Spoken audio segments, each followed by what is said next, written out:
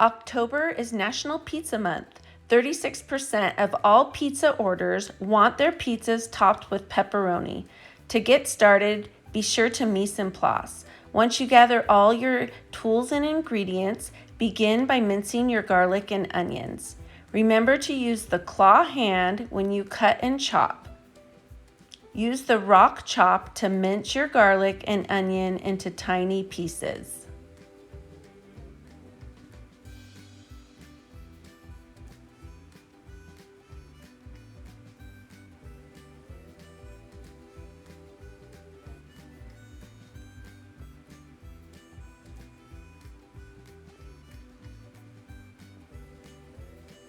You will need 2 tablespoons minced garlic and 1 tablespoon minced onion. However, you can use more or less of either one.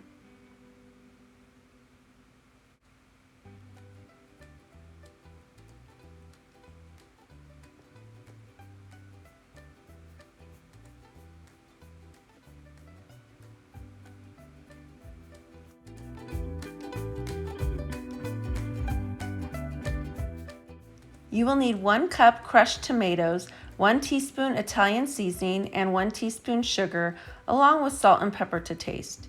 Heat a medium sauce pot over medium heat.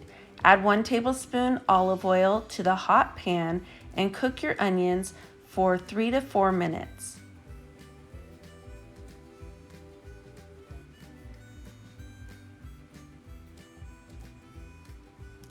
Once your onions are almost done, add your garlic and cook for 1 more minute.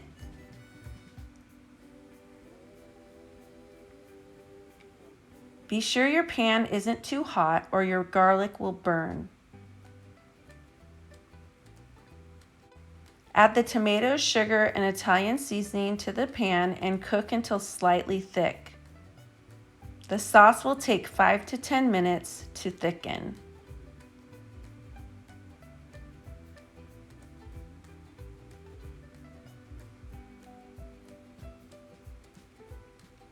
Be sure to season to taste with salt and pepper, then set it aside to cool until you're ready to use it.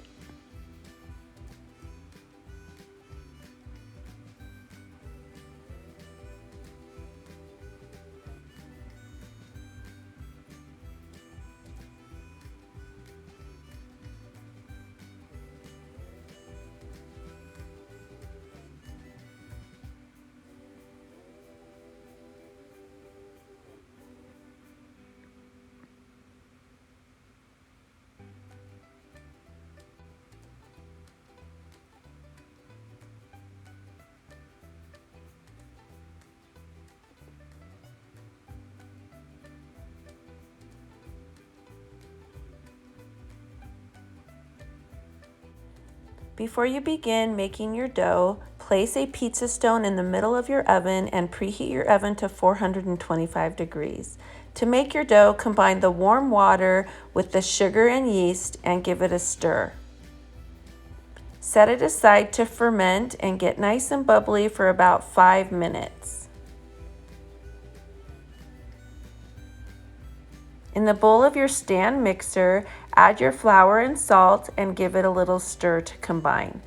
Once your yeast is nice and foamy, add it to your flour and salt. Add the oil and give it a little stir.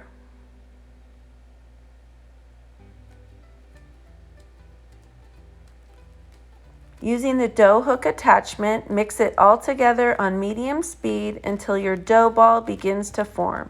You may need to stop and scrape down the bowl to make sure all of the flour is mixed in. Once the dough clings to the dough hook, turn the mixer to medium-high and mix for 3 to 5 minutes to knead it in the mixer.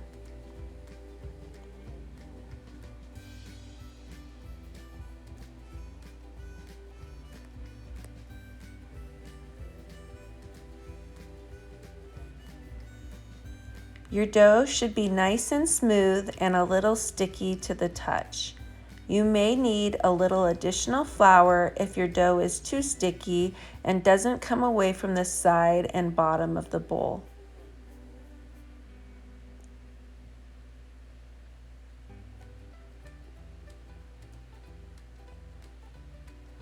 After your dough is ready, remove it from the bowl.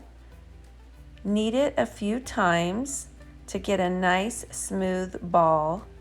Form it into a ball and place it in an oiled bowl. Cover it with plastic wrap and let it rest for 10 minutes. At this point, you could also place it in the refrigerator to proof overnight.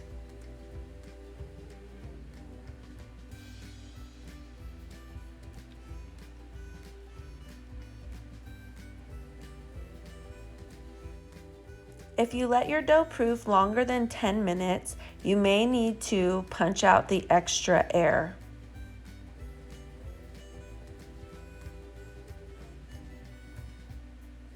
When you're ready to make your pizza, sprinkle your counter with a little bit of flour. Be sure to lift your dough every now and then and sprinkle more flour under it to prevent it from sticking.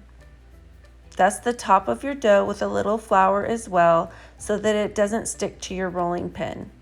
I like to shape my dough with my hands by flattening it into a circle.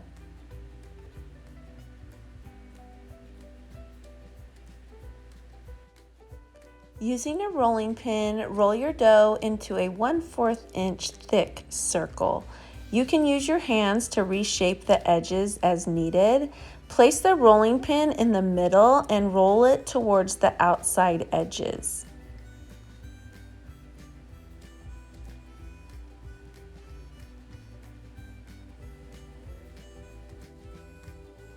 Sprinkle cornmeal and flour onto your wood pizza peel.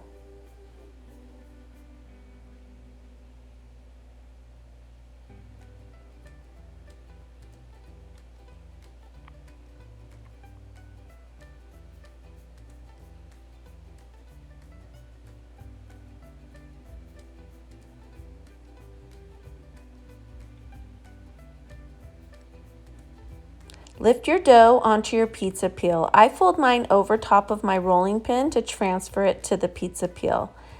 Shape or reshape your dough into that circle shape and spread the sauce over top of your dough. I like to leave about an inch around the outside edge of my pizza for my crust.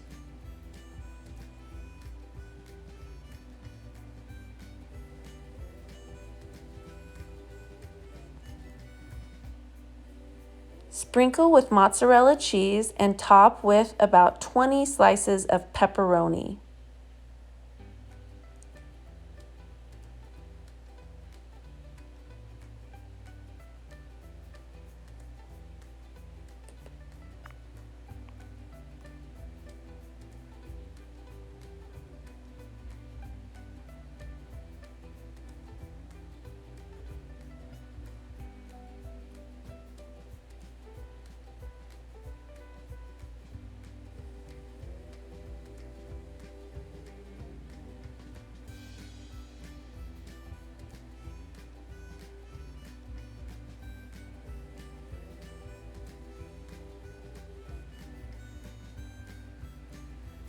Once your pizza is made, slide it off onto the hot pizza stone.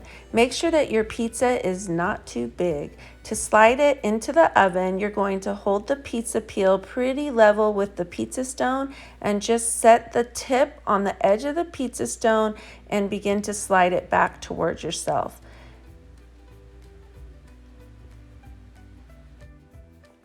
Bake your pizza for 12 to 15 minutes. Use a metal pizza peel to remove your pizza from the oven and place it onto a cutting board. Use a pizza cutter or knife to cut the pizza. Serve and enjoy.